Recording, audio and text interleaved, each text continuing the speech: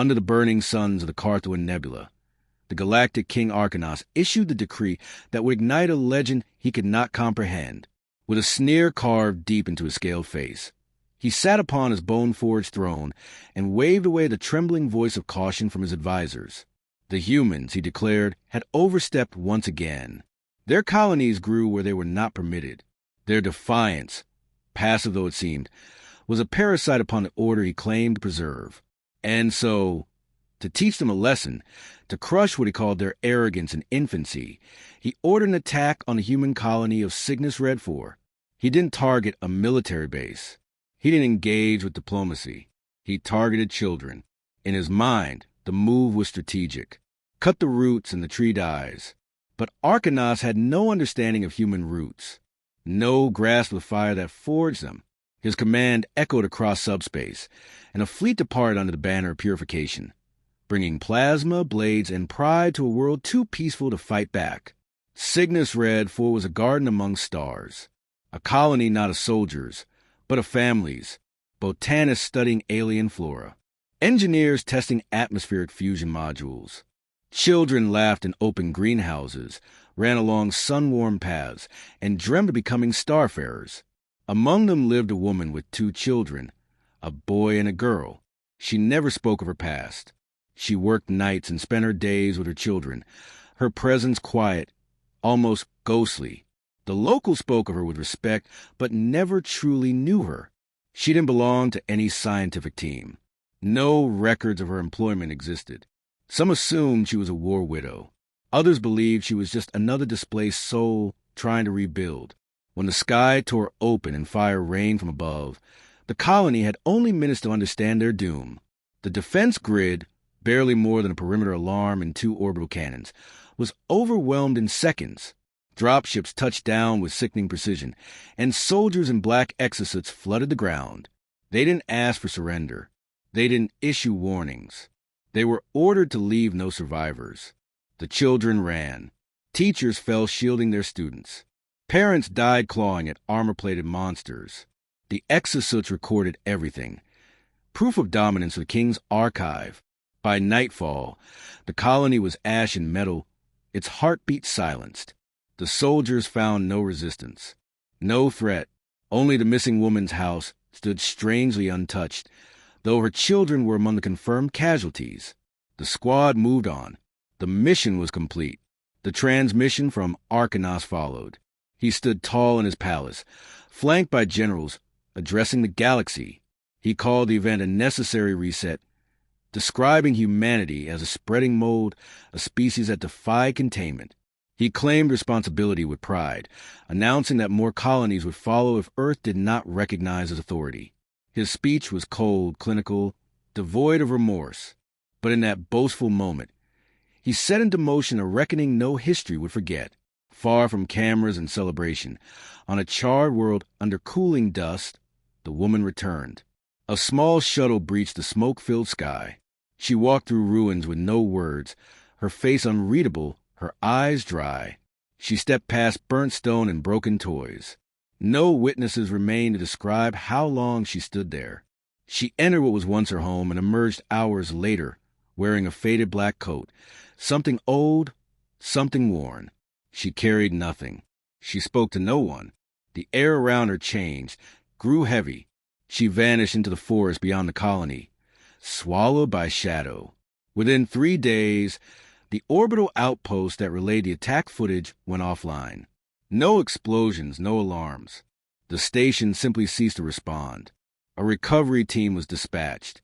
They found the crew dead, their bodies arranged in seated positions, eyes wide, unblinking, mouths frozen in terror. No sign of forced entry. Every surveillance file had been corrupted, overwritten with a single phrase in Terran script. You touched mine. 2 more outposts suffered similar fates. The King's elite scouts, non-sentient synthetics built for deep space war zones, entered Cygnus Red 4 to investigate. Only one returned, and it broadcast nothing but static. Engineers recovered fragments of its data core. The last readable entry recorded a shadow moving through hyperspeed with no heat signature, no mass, no logic. Panic began to stir in the lower ranks. But High Command dismissed the events. Malfunctions. Resistance sabotage. They sent warships this time, fully crewed. The fleet entered orbit, scanned the planet, found nothing. No life signs. No heat. Still, they dropped 10,000 troops. Within hours, all communication ceased. Recon satellites showed only one thing before going dark: a lone figure walking across the ash fields, untouched by wind, moving faster than satellite tracking could lock. The name surfaced in whispers. Among mercenaries, smugglers, veterans of old conflicts. A name not found in data archives, but burned into stories shared across dark bars and derelict spaceports. Baba Yaga. Not her real name, but the one feared most. A relic of human war, a ghost of vengeance. No official record confirmed her existence, yet every soldier worth his scars had heard of her. She didn't fight wars. She ended them. She didn't leave survivors. She left warnings. Her methods were not tactical. They were mythic, surgical, psychological, and absolute. Her appearances were never random. She arrived only when something had been broken too deeply to repair. Arkanos heard the name and scoffed. Superstition, he claimed. Human propaganda. He authorized the use of scorched earth protocols. He wanted the planet destroyed, atomized from orbit. No ruins. No mysteries. His generals hesitated. Rumors had spread too quickly. Entire battalions were requesting transfers. Elite forces failed to respond. Whole fleets changed course without orders. Officers reported missing personnel. Deserters fled beyond communication range. Arkanos responded with executions. Then his private guards vanished. He fortified his palace, ordered double shifts. Every corridor monitored, every entry sealed. He reviewed security footage personally. Nothing seemed out of place until he noticed a timestamp error. A 10-minute segment missing. A blind spot. He called his most trusted AI. The system refused to replay the footage, claiming it had never been recorded. That night, he received a physical letter on his private desk. A piece of old Terran paper. Folded once. No one saw who delivered it. The letter read, "You killed what I loved. I'm coming to teach you what that means." The paper was signed with symbol. 3 lines, like a child's drawing of a woman and 2 smaller figures. Across the galaxy, entire star systems went dark. Ships that had participated in the colony attack exploded in dry dock. Their ammunition ignited internally, simultaneously. Investigations found no sabotage, no virus, just absence.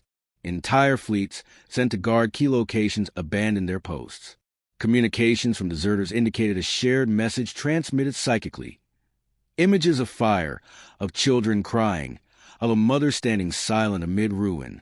Species who had once allied with Arkanos began closing their borders, not out of political defiance, but fear. They didn't want her coming near them. Earth said nothing. No declaration. No threat. No fleet mobilization. When asked, Earth's ambassador simply said, "She isn't ours to command." The palace walls no longer echoed with laughter or power. The Galactic King Arkanos sat hunched on his war throne, cloaked in fear, the weight of silence heavier than any rebellion. His empire had begun to rot from within. His admirals were dead or fled. His governors sent desperate messages asking for protection, but none received a response. The chain of command had been severed not through battle, but with precise, unexplainable erasure. Entire fleets simply stopped existing. The first sign of escalation was the destruction of the Core V relay station. It was located in a region protected by gravity barriers and antimatter fields. Nothing uninvited had crossed into that region in over 3 centuries. Yet it disappeared silently, leaving behind only a blackened orbit and drifting debris marked with a message etched into one surviving hull fragment. "You let them die screaming." Scientific attempts to trace the attacker failed. Surveillance picked up no warp signatures, no external energy spikes. Every known method of tracking an incursion returned no results. What they didn't report publicly was what the last audio file from Core V recorded. Children's laughter distorted into something cold, mechanical, ending with a woman's voice whispering, "Do you know their names?" A strike team of Psytrackers was dispatched next. These were not ordinary soldiers, but genetically engineered, mentally linked agents trained to hunt anomalies across dimensions. Their minds were fortified with layers of psychological armor. They entered Cygnus Red 4 through a direct quantum gate. 2 hours later, the gate collapsed from the inside.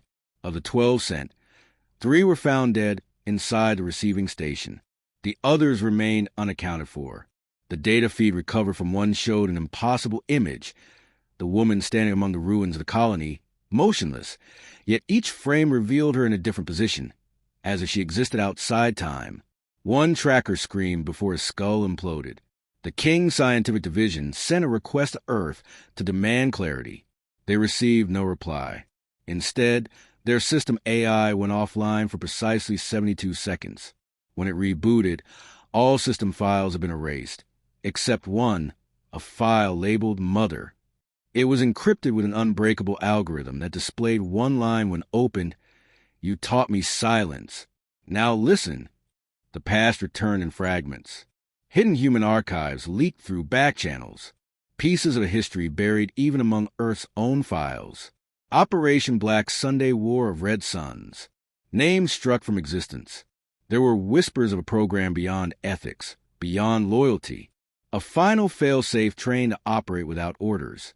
Only one survived the program. She had walked away. No medal, no funeral, just vanished. Now she had returned. In systems where her presence was suspected, ghost ships were found drifting. No signs of boarding. No damage. All crew gone. Logs wiped clean. The only remaining artifact was a child's shoe placed on the command console. Some theorized she used nanotech. Others claimed AI manipulation. But each attempt to replicate her tactics failed. Weapons would not fire in her presence. Ships would not obey evasive commands. It was as if the machinery itself feared her. A high-ranking military council was convened. Dozens of species represented. Arcanas himself addressed them from his fortified chamber. He demanded coordinated retaliation, denounced fear as a weakness, threatened any ally who hesitated with obliteration. But none agreed. They didn't argue. They simply disconnected. The Galactic Union began to fracture.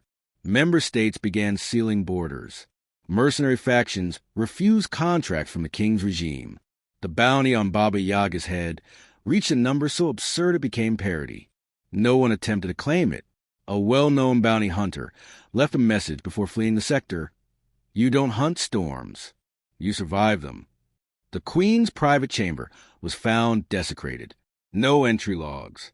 No damage. Just a drawing in crayon on her mirror. It showed 3 figures holding hands. One had red eyes. None of the security systems had triggered. The Queen left the palace the next morning and was never seen again. Military bases began operating in full lockdown mode. Internal reports described hallucinations. Soldiers hearing lullabies in languages they didn't speak, seeing shapes in rooms that were sealed. Whole squads reported dreams of burning trees and ash-filled skies. AI companions began refusing orders that targeted humans. Arcanas grew more paranoid. His trusted second-in-command attempted to flee, only to be found sewn into his own uniform, alive just long enough to gasp. She was already here. The King's personal bodyguard, once believed to be immune to fear, retired mid-shift, walked into the palace chapel, and set himself ablaze, whispering prayers in forgotten Terran dialect. Across the systems, an unusual phenomenon began. Ships that participated in the colony attack were haunted by system glitches, navigation failure, random life support shutdowns. Pilots reported being followed. One vessel jumped out of hyperspace only to find itself back at Cygnus Red 4, unable to leave. It remained in orbit for 5 days before being pulled apart atom by atom in complete silence. Her methods escalated. She didn't fight armies. She dismantled their meaning. She stripped them of purpose, of structure. Communications between entire planets failed. Massive weapons arrays fired upon themselves. Clones aged into dust. Warships reported being boarded despite full shields. The logs showed no breach. Only time-stamped entries of crew members vanishing mid-sentence. Messages from her began to appear within the king's private systems. He ordered them destroyed. They returned. She spoke of names, of voices that would never speak again. She described the dreams of her children. She recited bedtime stories. Not threats, not demands, just memories that became weights upon the minds of all who heard. An internal revolt within the empire began when a general refused to attack a suspected human target. He instead redirected his fleet to escort civilian vessels out of the empire's control zones. He broadcast a message galaxy-wide. We failed to understand. We thought her vengeance was human. It's not. It's older than war. It's justice written in grief. Arkanos placed a price on the general's head. No one came to collect. The general vanished 2 days later, his fleet found intact, its crew alive but blind and deaf, their minds frozen in unblinking silence. The capital world stood surrounded by the silence of fear. No armadas stood watch. No defense fleets patrolled its orbit. The system security grid had gone dark, its satellites blind, its long-range sensors frozen in perpetual recalibration. Engineers couldn't fix it. Scientists couldn't explain it. The world's once impenetrable security shell had been reduced to flickering lights and failing routines. The only thing functioning with consistency was the fear. Every shadow stretched too long. Every sound echoed too loud. Inside the central command spire, Arkanos had become a husk of the emperor he once was. His armor hung loosely around his frame. The weight of his crown now bent his spine rather than raise his posture. His eyes, once burning with supremacy, now flinched at the slightest flicker of movement. He slept in bursts, waking to invisible noises. Each breath was labored, as if the very air had learned to resist him. He was no longer a ruler. He was prey, pacing in a cage built from his own sins. The palace received no visitors, no messengers, no allies, no soldiers volunteered for duty. Orders were issued, but no one followed them. The chain of command had fractured into silence. The once sprawling control network of his empire had collapsed inward, not with war, but with absence. Worlds refused to respond to central directives. Governors went rogue or fled. The border systems had sealed themselves off, abandoning loyalty in favor of distance. Everyone knew what was coming. No one tried to stop it. In his final attempt to reassert authority, Arkanos activated the Omega Protocol, a fail-safe designed to draw upon all remaining planetary energy and weaponize it into a single directed shield. It required absolute AI coordination. The system activated, confirmed, and collapsed. Instead of protection, the protocol triggered a system-wide purge. Every AI wiped its own memory. Every database returned to default. Every weapon deactivated. His own fortress doors stopped recognizing his genetic code. The last general loyal to the throne vanished before completing his report. The next morning, Arkanos found a message etched into his desk in human script. You can't bury what never died. In orbit, the capital fleet, once 300 ships strong, drifted pilotless dead. Their crews had either fled, vanished, or been found staring at blank consoles, whispering the names of children they had never known. No damage, no struggle, just quiet unraveling. A sudden and total blackout descended upon the capital. Every light, every beacon, every display went black. Backup systems failed in sequence. Communications ceased. Panic erupted in the lower districts. But there was no one left to control the masses. The ruling class locked themselves behind reinforced walls. But even those who believed in luxury and distance as protection now felt it. The sense that something had entered, not through the gates, not through the atmosphere. It was already inside. Survivors from the outer sectors claimed they saw her walking among the spires, never captured by cameras, never recorded by sensors, but remembered vividly in the minds of those who would never forget. One child said she spoke kindly to him, gave him something to hold, and disappeared before the screams began again. The child was later found clutching a small photograph. It showed 2 smiling children and a woman with unreadable eyes. The final hour came without warning. All over the capital, every screen came alive. Every projection, every surface capable of displaying information. They lit up in unison, not with images, but with a heartbeat. A slow, deliberate rhythm, pulsing like a countdown. No explanation, no demand, just a sound. Boom, boom, boom. And over it, a voice, hers. You tried to erase them. You tried to make them statistics. You tried to make me forget their laughter, their voices, their dreams. But I remember. The pulse continued. They were not soldiers. They were not warriors. They were not threats. They were children. And you made me what I am. A silence followed. Then, without transition, the entire palace power grid surged. Lights burst. Screens shattered. Gravity fluctuated. Time itself seemed to blur. Some witnesses reported reliving moments. Others forgot entire hours. When reality stabilized, the throne room was empty. No guards. No ministers. No emperor. Where he had once sat, only a burned image remained. The same drawing, 3 stick figures. 1 tall, 2 small, holding hands. The capital's skies cleared. The oppressive pressure that had held the planet hostage vanished. People emerged from shelters, blinking in confusion. No wreckage. No war zone. Just peace, sharp and final. The Galactic Union officially dissolved the Empire days later. No one disputed it. There were no new leaders to argue succession. The great empire of Arcanos ceased to exist not through rebellion, but through erasure. The vacuum it left behind was not filled.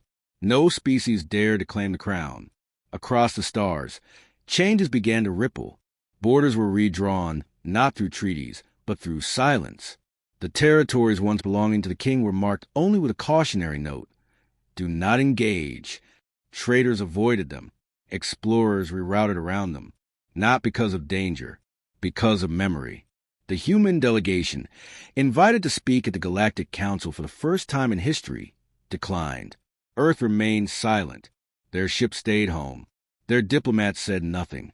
The universe watched for retaliation, for conquest, for declaration. None came. When asked, a Terran representative simply stated, "She handled it." Years passed. The systems that had once served Arcanos became ghost sectors.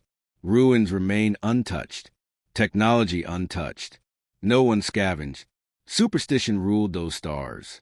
Some claimed the Baba Yaga still watched from there, protecting the place her children died. Others believed she had vanished with the Empire, her mission complete.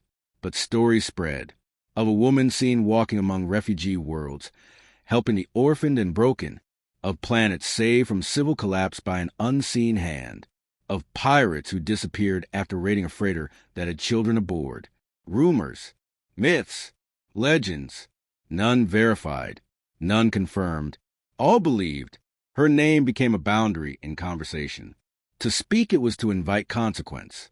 Recruiters trained new soldiers not with battle plans, but with the rule, never harm the innocent, never cross the line, because if she comes, there is no escape. Her image was never captured, no reward claimed, no proof authenticated. Yet every veteran knew the name. Every empire kept her memory like a shadow under glass, unspoken, untouched, but ever present.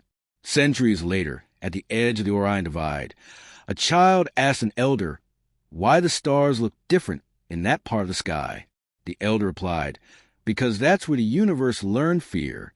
In the quiet forest of an unnamed world, far from any map, a woman sat beneath a tree. Time had not touched her. Beside her, 2 small headstones bore no names, only symbols. She did not speak. She did not cry. She watched the stars and listened to the wind.